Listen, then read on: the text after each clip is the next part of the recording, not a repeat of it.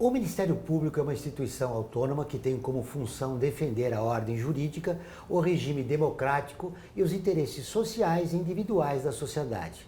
O seu trabalho está presente no dia a dia do cidadão, atuando na preservação da saúde, da educação e do meio ambiente.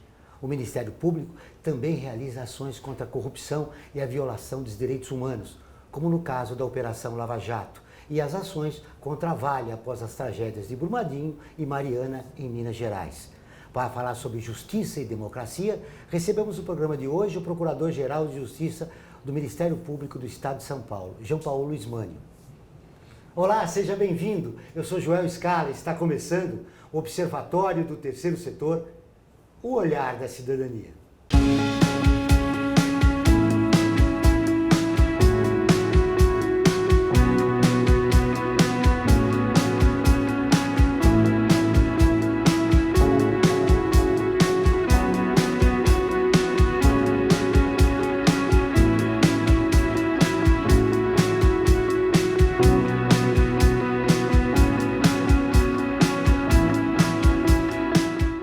João Paulo Ismânio é Procurador-Geral de Justiça do Ministério Público do Estado de São Paulo, professor e coordenador do Programa de Pós-Graduação em Direito Político e Econômico da Universidade Mackenzie.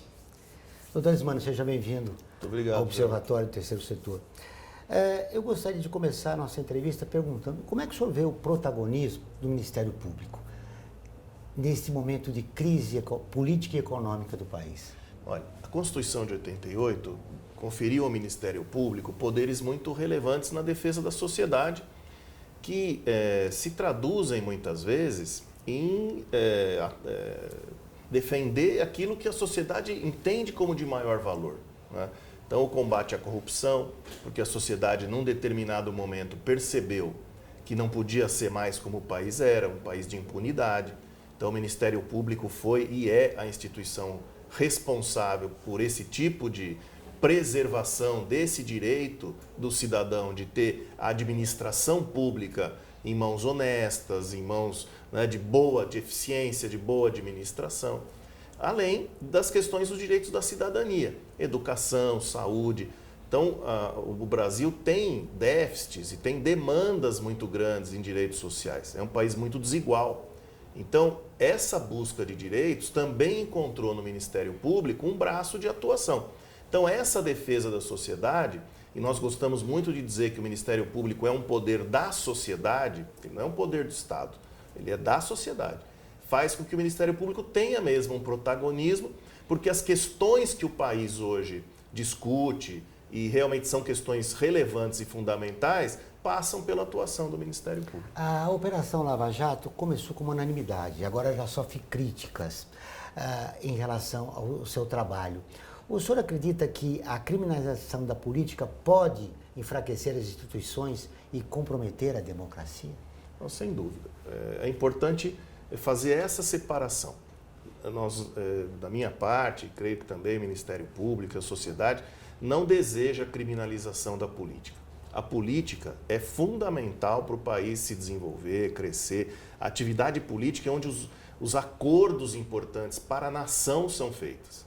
E os políticos têm, né, os grandes políticos da história do Brasil sempre tiveram, né, essa condição de, nos momentos importantes, fazer o país tomar as decisões importantes para prosseguir a sua caminhada. Então não se trata de criminalizar a política, mas, sem dúvida nenhuma, a política, do jeito que vinha sendo feita, ela estava muito viciada. E viciar a política é ruim para o bom político, é ruim para o país, é ruim para a sociedade. Então, o que a gente precisa fazer? Encontrar os caminhos para que a política possa ser feita legitimamente.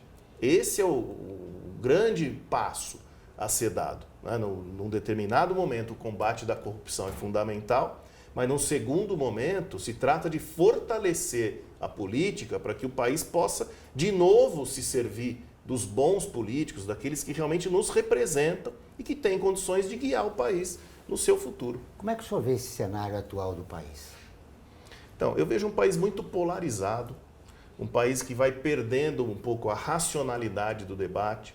Se você é contra uma coisa, você é taxado de ser isso, se é a favor, você é taxado de ser aquilo. E isso é muito ruim para a sociedade como um todo, mas para quem exerce os cargos públicos, então, muito difícil, porque você é sempre taxado de alguma coisa a cada decisão que você tem. Então é preciso encontrar, né, esses mecanismos de conversa, né, de respeito, de aproximação da sociedade, porque esses pontos de coesão, que com certeza existem, que hoje estão ficando difíceis de ser apontados, é que vão fazer o país andar com segurança, com tranquilidade, com a economia funcionando, com as coisas existindo. Então isso me parece o primeiro passo, retomar a condição da conversa sem a ofensa, sem a agressão, sem a radicalidade que infelizmente hoje a gente está assistindo.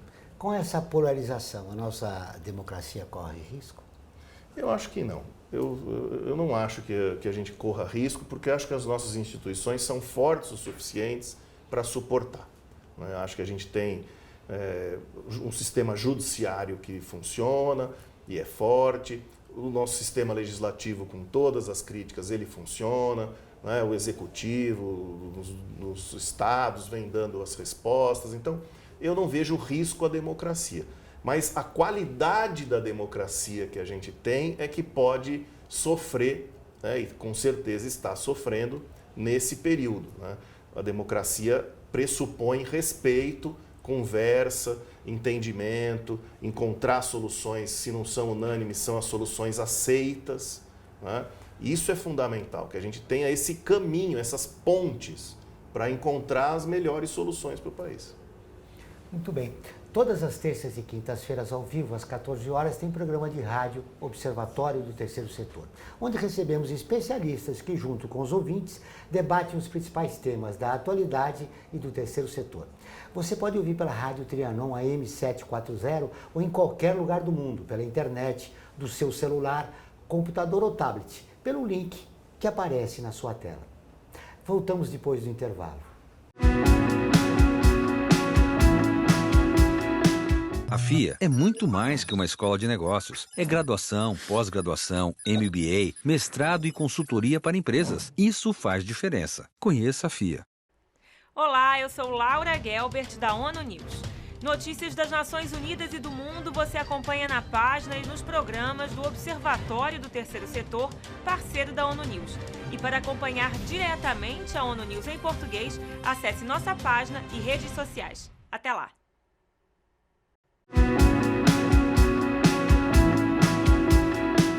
Voltamos com o Observatório do Terceiro Setor. E agora vamos para o quadro Você Conhece?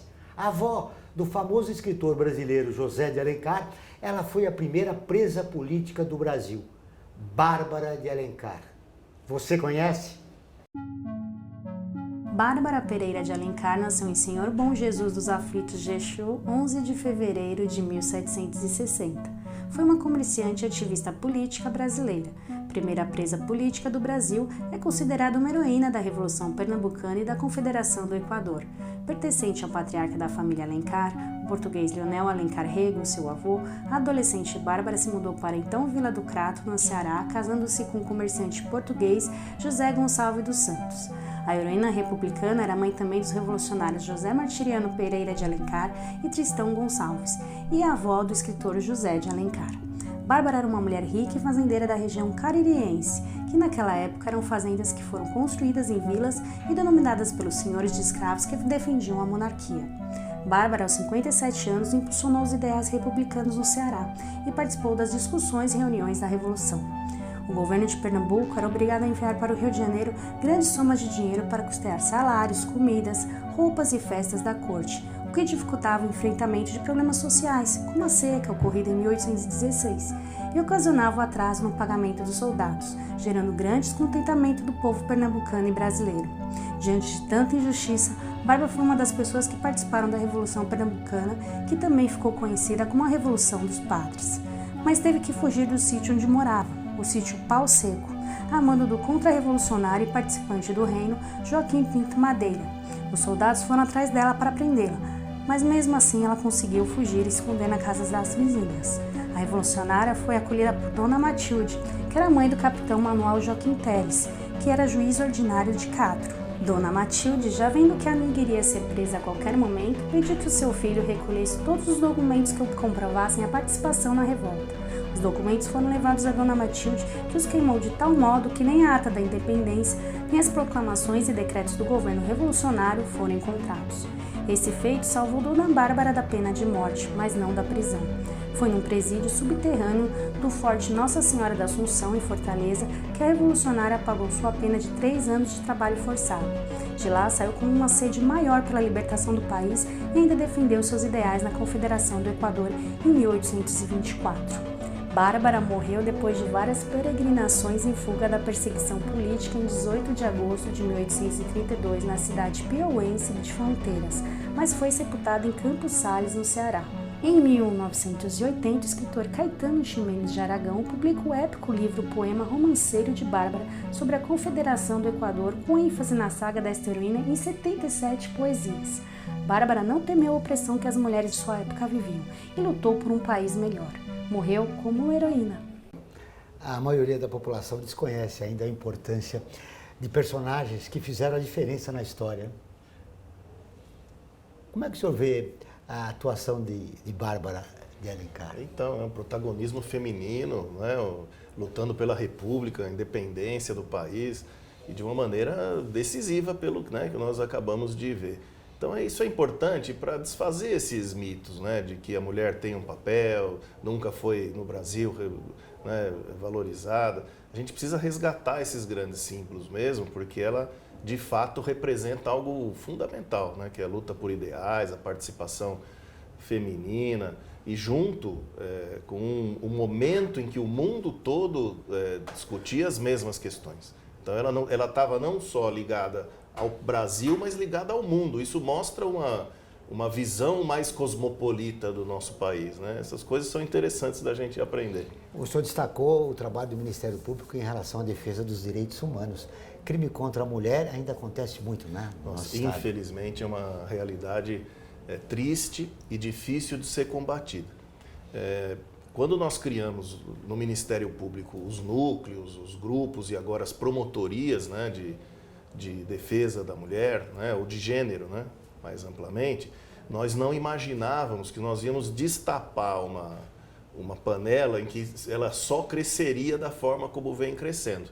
Tinha uma demanda reprimida na sociedade que hoje faz com que as promotorias de maior volume de serviço sejam as promotorias de violência doméstica. Precisamos de uma mudança cultural no país, né?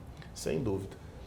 Eu acho que o Brasil passa por uma mudança muito grande, né, de cultura, de valores, né? A gente vê, né, que todos os grupos sociais vêm se emancipando, vêm se fortalecendo, vêm, né, produzindo material, cultura. E acho que o Brasil hoje é um país que tem muito melhor condição, né, de firmar esses direitos do que há uns anos atrás. Mas, de toda maneira, é isso. É um caldo cultural que confronta passado com presente e futuro, né? E que, de fato, gera esse conflito todo que a gente está assistindo. Falando em intolerância e violação de direitos humanos, esse clima de crise política, social e econômica do país ajuda a aumentar, né, essas violações. Sem dúvida. Eu não tenho dúvida que todo radicalismo e todo período de crise joga a favor, né, daqueles que são radicais e apostam na crise. Então, sem dúvida nenhuma, o quadro hoje é um quadro preocupante pelo potencial de conflito que a gente vem assistindo, né, o que exige de nós todos, do poder público, sobretudo do Ministério Público, uma atuação e uma vigilância muito constantes. Durante a nossa entrevista, o senhor está defendendo o equilíbrio. Eu gostaria de repercutir com o senhor uma decisão que o Ministério Público Federal, não estadual, na tentativa de criar uma fundação. Como é que o senhor vê esse episódio? Olha, hoje nós temos no Ministério Público essa possibilidade de, nas nossas investigações, né, nos TACs, né, que nós realizamos, nós podemos criar alternativas de administração de bens e pagamento de multas e investimento. Então, abre um espaço de criatividade que de fato está existindo. Criar uma fundação por esse meio, ele não é ilegal na minha ótica, né? Eu acho possível, desde que, evidentemente, as partes concordem, ou seja, não pode ser uma obrigação que o Ministério Público imponha. Mas, de fato, fazer um acordo com empresas, sejam estrangeiras, americanas ou não, que queiram investir, né, numa espécie de fundo, né, para determinada finalidade, isso é perfeitamente legal. O que me parece é que, no contexto em que foi feito do combate à Lava Jato, o questionamento que eu faria é esse: se nesse contexto cabia a criação de uma fundação. Por quê? Porque quando a gente combate a corrupção, o dinheiro tem que voltar para o patrimônio lesado. Então, o dinheiro tem que voltar para o Estado, para o município, para a União, né? Porque é a razão de ser da atuação.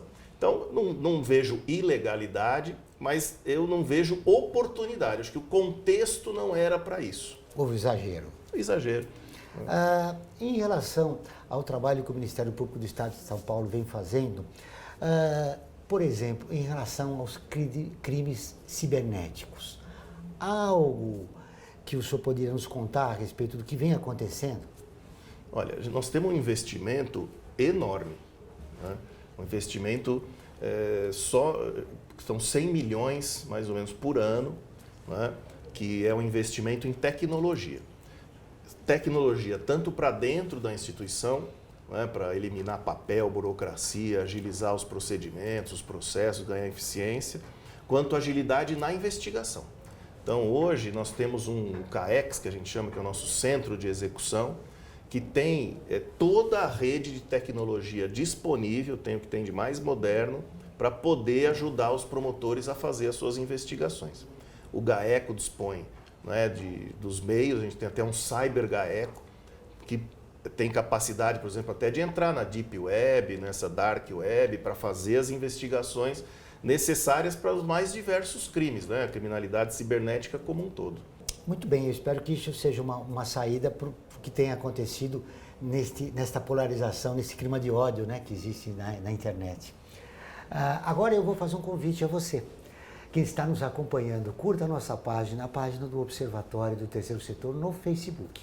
Ela é visualizada por mais de 700 mil pessoas toda semana e está sempre atualizada com notícias do terceiro setor, do Brasil e do mundo.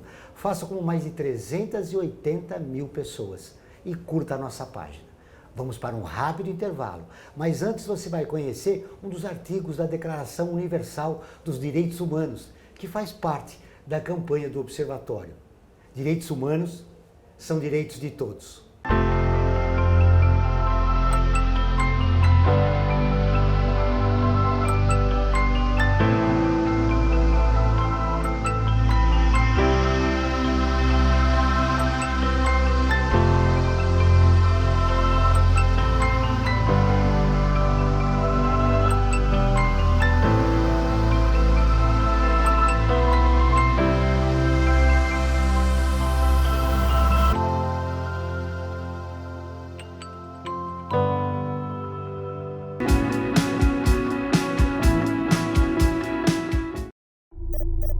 Internacionalizar a economia afeta o seu emprego?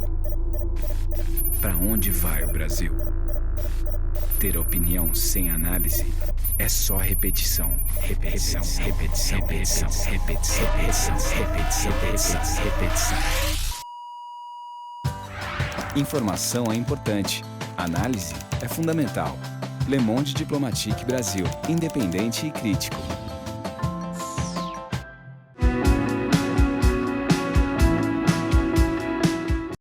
Estamos de volta com o programa do Observatório do Terceiro Setor, o Olhar da Cidadania. Não esqueça, todas as quartas-feiras, às 17 horas, tem programa Olhar da Cidadania na Rádio USP, com temas da atualidade e dos direitos humanos. Anote, todas as quartas-feiras, às 17 horas, na Rádio USP, em São Paulo, 93,7 FM, em Ribeirão Preto, 107,9 FM. Doutor Ismânio, há um pacote de segurança, né, do governo federal, apresentado pelo ministro da Justiça, Sérgio Moro, que está sendo muito questionado. Eu gostaria da sua visão. O senhor acha que ele vai resolver os problemas de segurança do país? Olha, não. Segurança pública tem um contexto muito mais amplo do que um pacote de medidas de alcance processual, como é esse, né, que o ministro Moro propôs. No entanto, o pacote do ministro Moro é um bom pacote, com exceção daquela questão que envolve os policiais, da legítima defesa, né, que de fato aquilo não é uma boa técnica jurídica fazer aquele tipo de legislação, e acho que nem é o momento político de tratar desse tema. Mas no restante, a questão dos laboratórios, da união de dados que o projeto traz é fundamental para o país. Nós somos um país que ainda não tem essa união de dados de identidade das pessoas. Não tem os dados de ML colocados nacionalmente. Então isso é fundamental para a gente ter um sistema de segurança pública que comece a dar algumas respostas. Agora, eu também fiz parte de um anterior projeto, que era do ministro Alexandre de Moraes, que estava também na Câmara com o Rodrigo Maia, o deputado, o presidente, e ali nós apresentamos também um outro conjunto de medidas que também devem ser, nesse momento, levados em consideração.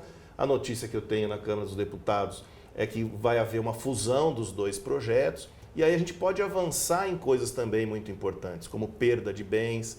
É preciso sufocar a criminalidade, sobretudo o crime organizado, com essa perda de bens, porque aí a gente sufoca a forma de financiamento do crime organizado. É importante também realizar o acordo de não persecução penal, a barganha, né, o plea bargain, de uma maneira mais ampla, mas para crimes que não sejam graves. Tem uma criminalidade econômica, furto, né, estelionato, esses crimes que são econômicos, mas não são graves, eles devem ser objeto da possibilidade de acordo.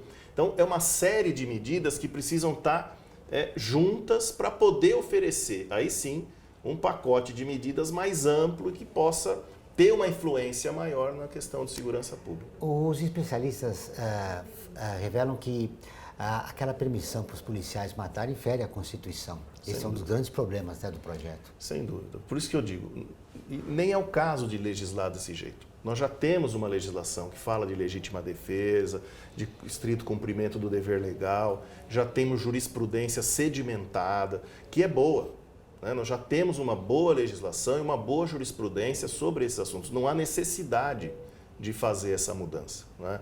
E, sobretudo, mexer num tema que não é o fundamental. O policial tem que ter apoio, ele tem que ter condições de trabalho, ele tem que ter material de atuação, né? Isso sim, né? Agora, ele tem que respeitar a lei em qualquer circunstância. Então, tudo isso tem que ser colocado com muita clareza. Eu acho que o apoio ao policial é por outro lado, né? O lado da estrutura e do apoio para o seu trabalho, né? Não essa vinculação de policial à morte, porque isso não é o que acontece. Os policiais fazem um trabalho maravilhoso de cumprimento da lei, necessário, que a gente precisa valorizar, né? E não discutir isso sobre morte, matar gente. Não é esse o caminho que nem os próprios policiais desejam. Eu tenho certeza disso, convivo a minha vida profissional toda com a Polícia Civil, a Polícia Militar. Não é essa uma doutrina que exista em nenhuma das duas polícias. Aqui no estado de São Paulo, eu falo com absoluta tranquilidade e segurança. O que é mais importante é os policiais respeitarem os direitos humanos, né? Sem dúvida. E eles, sabe, existem. Hoje mesmo a gente estava conversando, discutindo, há um setor na Polícia Militar de direitos humanos, especificamente, com um coronel, uma coronel que comanda, né? E há na Polícia Civil, há no Ministério Público setores que conversam. É isso que precisa ser tratado, né? E, sem dúvida, apoiar o trabalho do policial, que todos nós necessitamos dele. Agora, não é por essa via de matar, né? Essa via não é a melhor via dessa discussão. A gente percebe que o governo federal tem problemas políticos, né, no relacionamento com a sociedade. Mas falar em segurança pública, teria que se explicar para a população a diferença entre projetos de Estado e de governo, né? O que não tem acontecido, porque se confunde muito isso e confunde a cabeça do cidadão. Você tocou num ponto fundamental. A gente precisa de políticas públicas de Estado. Essas políticas públicas são aquelas que o Estado brasileiro precisa realizar. Segurança pública, saúde, educação. Essas não podem ser mexidas por causa de um ou de outro governo. E dentro dessas políticas públicas de Estado, o governo pode atuar para ter maior eficiência na sua ótica. Aí sim, eles olham, para garantir a saúde desta forma, a minha proposta é essa. O outro vai dizer, a minha proposta é outra. Segurança, assim, agora. Isso, de fato, nós ainda não temos cristalizado, né? Nem nos governos que assumem, nem no legislativo, mas esse é o caminho que nós precisamos realizar, ou seja, a Constituição fixa quais são as premissas, né? O Estado brasileiro define as suas políticas de Estado, educação, segurança, saúde, e aí os governos apresentam como tornar isso mais eficiente. Esse é o caminho que é o caminho correto para a gente avançar. Né? Misturar isso, de fato, não dá certo. Olha, pelos dados, não sei se estão atuais ou se vai confirmar, o Ministério Público do Estado de São Paulo tem 1.900 integrantes. São 2.100 agora. 2.100, aumentaram mais 200, 2.100 integrantes.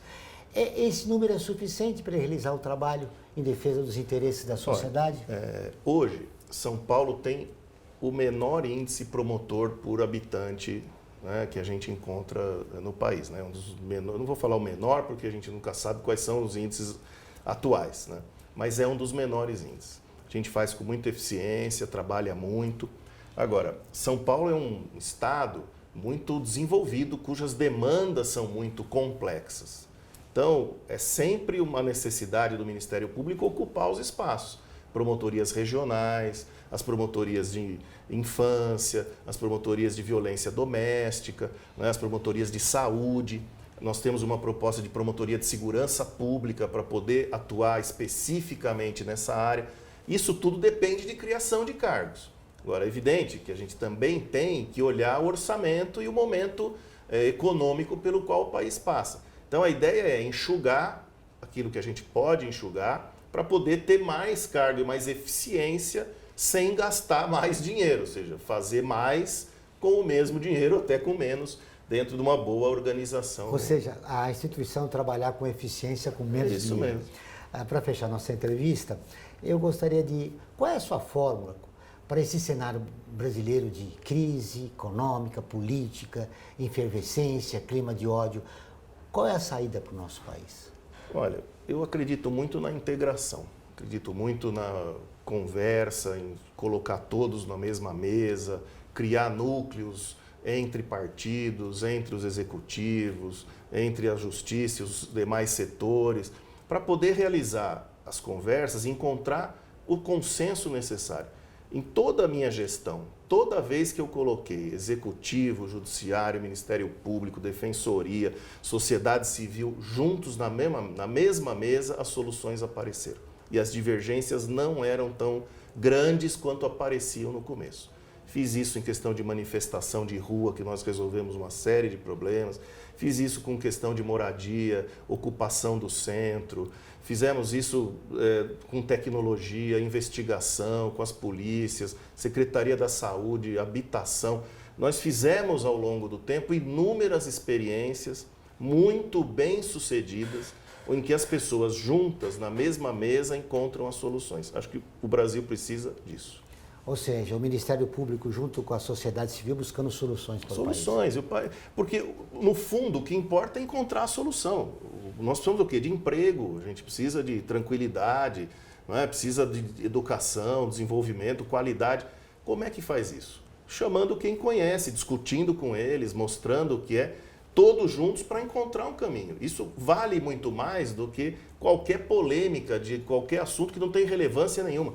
Hoje a gente perde tempo em discutir assuntos que não têm nenhuma relevância, não é? E deixamos de discutir com seriedade aquilo que tem efetivamente relevância no país. Foi um prazer. Prazer Obrigado mesmo, pela entrevista. Um grande prazer. O Observatório Terceiro Setor desta semana fica por aqui. Esse e todos os nossos programas de rádio, TV estão no nosso portal, acessado por mais de 1 milhão de pessoas de 173 países. Acesse você também. observatorioterceirsetor.org.br. Voltamos na próxima semana, sempre na luta por uma sociedade mais justa, solidária e tolerante. Até o próximo programa.